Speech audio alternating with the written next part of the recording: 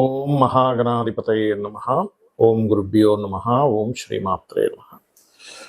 మనం ఈరోజు మీరు జన్మించినటువంటి లగ్నం నుంచి మీకు వేటి మూలంగా ధనయోగం వస్తుంది, అదేవిధంగా ఇది మనం చెప్పుకునేటువంటిది జనరల్గా. ఉదాహరణకి మేషంలో పుట్టారు, లేదా వృషభ లగ్నంలో మీరు పుట్టినప్పుడు వృషభ లగ్నం ఉంది, లేదా మిథున లగ్నం ఉంది, కర్కాటక లగ్నం, అలా దాన్ని బట్టి సెకండ్ లార్డ్ ఎవరు, ఆ గ్రహం ఎటువంటి ధనయోగాన్ని ఇవ్వడానికి ఎలిజిబుల్ అయింది, సెవెంత్ లార్డ్ ఎవరు, అంటే ధనం ఎందుకు మీకు నిలబట్టడం లేదు, అదేవిధంగా మీకు జాతక చక్రంలో వ్యాపారం మూలంగా ధనయోగం ఉందా, లేదా ఉద్యోగ రూపంలో ధనయోగం ఉందా, మీ లగ్నానికి ఎటువంటి మహాదశలు వస్తే ధనయోగంగా మారతాయి అనేటువంటి అంశాలని చెప్తుంది నేనైనప్పటికీ కూడా చెప్పిస్తుంది సాక్షాత్ లలిత అమ్మవారిగా భావిస్తూ ఒక్కొక్క లగ్నం గురించి తెలుసుకుందాము. అదేవిధంగా అసలు వ్యాపార యోగం కనుక ఉన్నట్లయితే ఏ గ్రహం ఏ గ్రహంతో కలిస్తే ఎటువంటి వ్యాపారాల్లోకి వెళ్తారు, ఎటువంటి సమయాల్లో వ్యాపారాల జోలికి వెళ్ళకూడదు, ఎటువంటి సమయాల్లో వ్యాపారాలకు వెళ్తే బాగుంటుంది అనేటువంటి విషయాలు కూడా నేను చివరిలో చెప్తాను. వీడియో చివరి వరకు చూడండి. వృషభ లగ్నము, వృషభ రాశి. వృషభం వారికి ధనాన్ని ఇచ్చే కారకుడు బుధుడు అవుతాడు.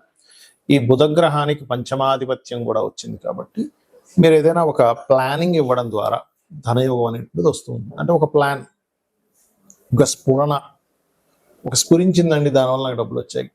ఆస్ట్రాలజర్స్ కూడా కొంతవరకు బుధ సంబంధం వాటి మూలంగా వస్తూ ఉంటుంది. అదేవిధంగా ఎనీథింగ్ మీడియేటింగ్ ద్వారా, మధ్యవర్తిత్వం ఉండడం ద్వారా, అడ్వర్టైజ్మెంట్స్, ఇట్లాంటి వ్యాపారాల్లోకి వెళ్ళడం, లేదా ఇటువంటి ఉద్యోగాల్లో ఉండడం.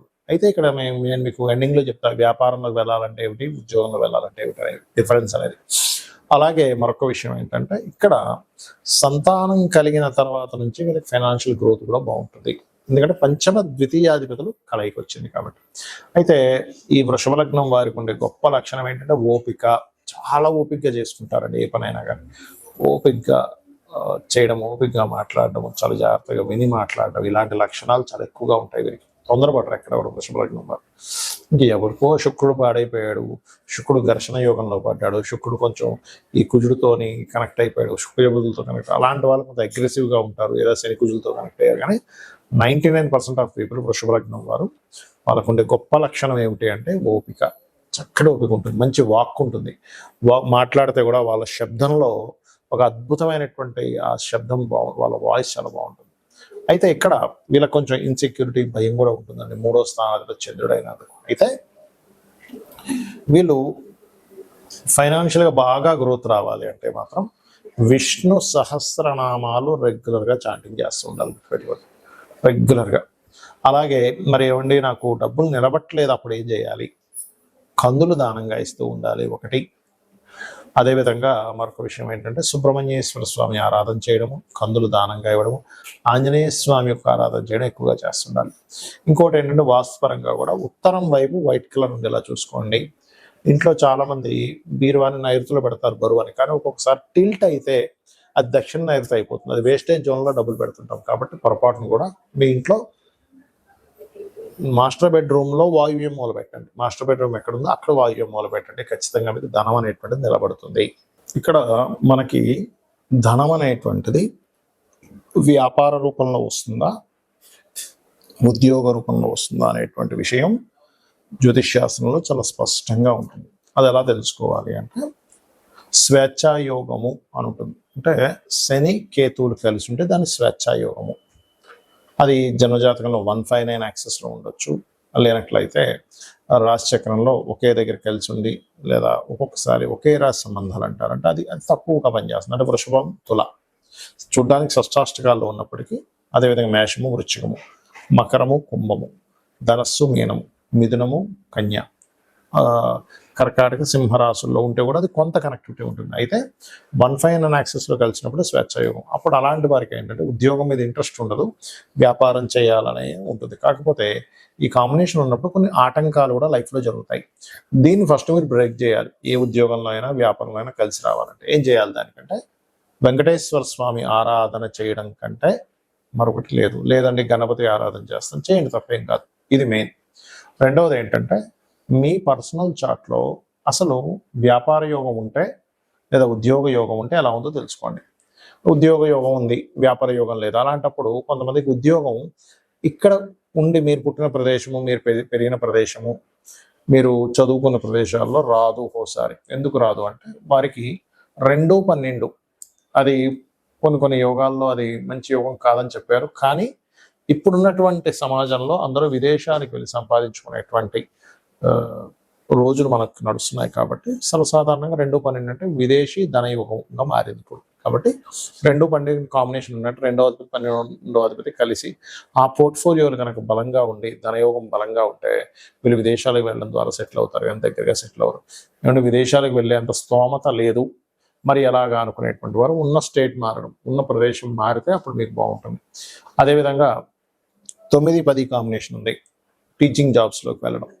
అలా మీకు ఎప్పుడైనా సరే ఒక ఏజ్లోనే అంటే ఒక 9th 10th ఈ ఏజ్లో ఉన్నప్పుడు ఇంకా చిన్నప్పుడే కూడా మీరు కనుక జాతకం చూసుకొని జనరల్గా జ్ఞానాన్ని పెంచుకోవడానికి చదువుకునే చదువులు వేరు.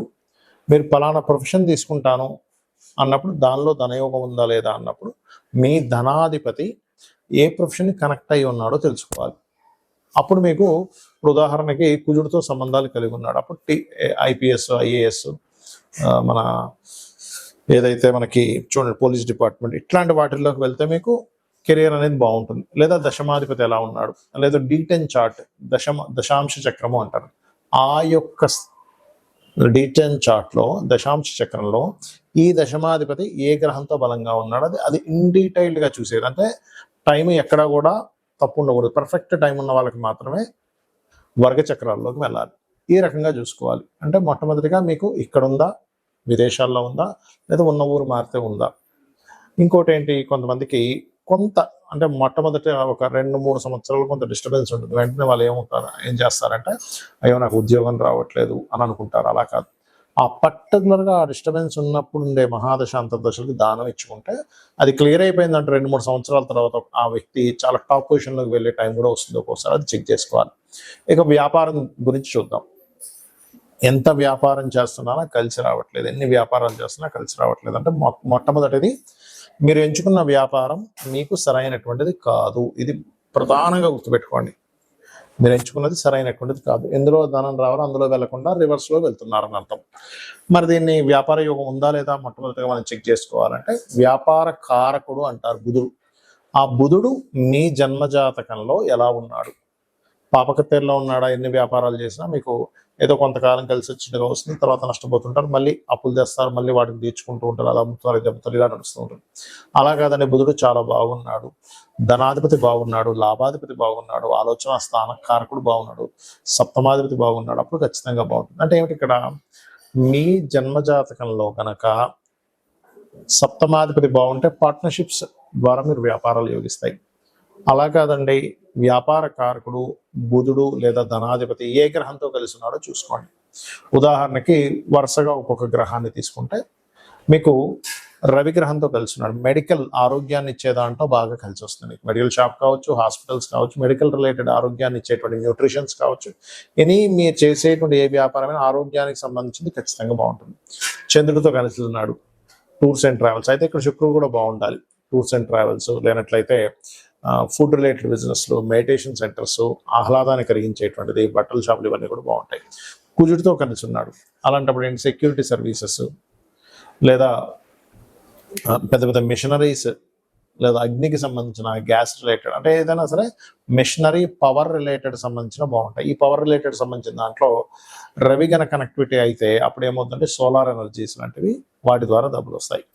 మరి బుధుడే అయ్యాడండి మీడియేటింగ్, మార్కెటింగ్, డిజిటల్ మార్కెటింగ్, అడ్వర్టైజ్మెంట్లు ఇట్లాంటి వాటి ద్వారా వస్తుంది.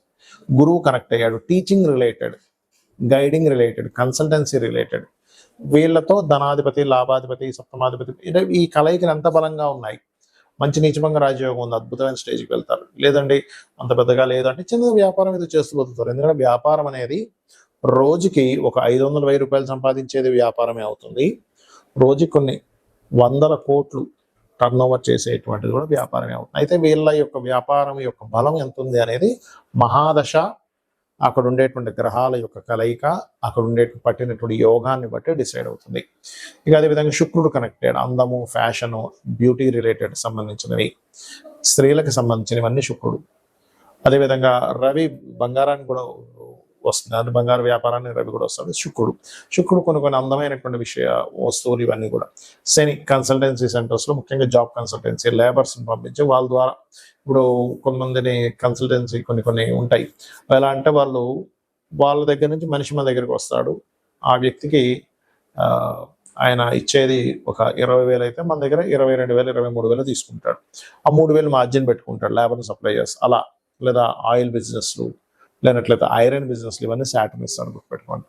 ఆ రకంగా రాహువు కేతు అయితే రాహుకేతు ముఖ్యంగా రాహు సాఫ్ట్వేర్ రిలేటెడ్, కేతు ఆధ్యాత్మిక సంబంధించినటువంటివి, అదేవిధంగా కెమికల్ రిలేటెడ్ ఇట్లాంటి వ్యాపారాలు. ఇక్కడ ఏంటంటే ఒకటి మన జన్మజాతకంలో ఏ యోగం ఉందో తెలుసుకొని వెళ్ళడం ఒక ఎత్తు.